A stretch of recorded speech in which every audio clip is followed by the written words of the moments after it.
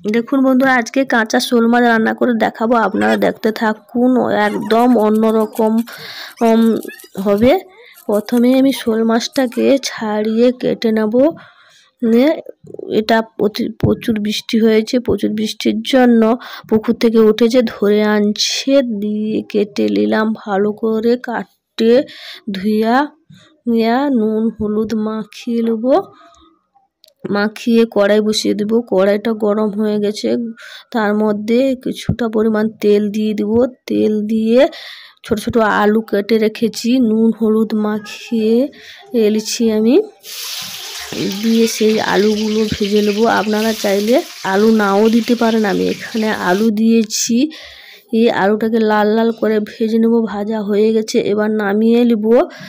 দিয়ে কড়াইতে আর একটু তেল দিয়ে দেবো, সরষের তেল। সবগুলোই আমি সরষের তেল দিয়ে করছি এখানে। সরষের তেলটা দিলে ভালো লাগবে, টেস্টও ভালো হবে। দিয়ে আমি এখানে মশলা রেডি করে নিয়েছি। পেঁয়াজ কুচিয়ে নিয়েছি এবং রসুন বাটা, আদা বাটা, টমেটো কুচানো নিয়েছি। দিয়ে আর একটু তেল দিয়ে, তেলটা গরম হয়ে গেছে, একটু চিনি দিয়ে দিচ্ছি, রঙটা যাতে কালারটা সুন্দর আসে, তাই চিনিটা সুন্দর ফেনা হয়ে উঠে গেছে দেখুন। দিয়ে পেঁয়াজ কুচানোগুলো দিয়ে দিলাম। পেঁয়াজ কুচানোটাকে জ্বালন হালকা দিয়ে একটু ভাজতে হবে আস্তে আস্তে করে। দিয়ে পেঁয়াজ কুচানো ভাজা হয়ে গেছে, রসুনটাকে ভালো করে ভেজে নিতে হবে, তার গ্যাসটা মেরে নিতে হবে। রসুন ভাজা হয়ে গেছে, এবার আদাটা দিয়ে দেবো। আদাটাকে একটু ভেজে নেব। ভেজে নিয়ে লঙ্কা গুঁড়ি 2 চামচ ও হলুদ গুঁড়ি 1 চামচ দিয়ে দেবো।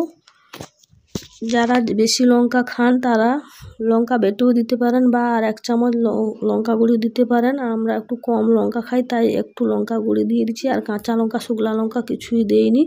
দিয়ে একটু নেড়ে টমেটো কুচানোগুলো দিয়ে দিচ্ছি।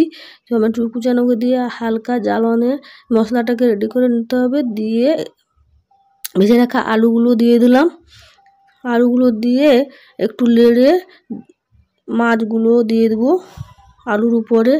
দিয়ে খুব হালকা জ্বালনে এবং আস্তে আস্তে নাড়তে হবে। দিয়ে খালি একটুখানি জল দিয়ে আর একটু ঝোলের মতো নুন দিয়ে এবার ঢাকনা চাপিয়ে দেবো 2-3 মিনিট মতো। ঢাকনা চাপিয়ে আবার ঢাকনাটা খুলে একটু নাড়তে হবে।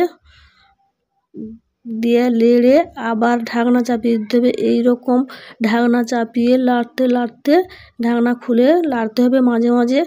এইভাবে আলুও সেদ্ধ হয়ে যাবে, জলটাও মরে যাবে, এবং জল মরে গেলে আর একটু জল দিয়ে দিতে হবে।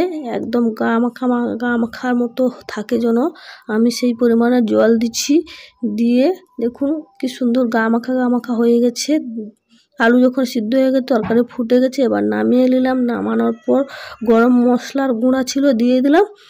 দিয়ে এইভাবে কাঁচা শোল মাছটাকে রান্না করে একবার ট্রাই করে দেখুন, ভালো লাগবে। ভালো লাগলে লাইক শেয়ার সাবস্ক্রাইব করুন।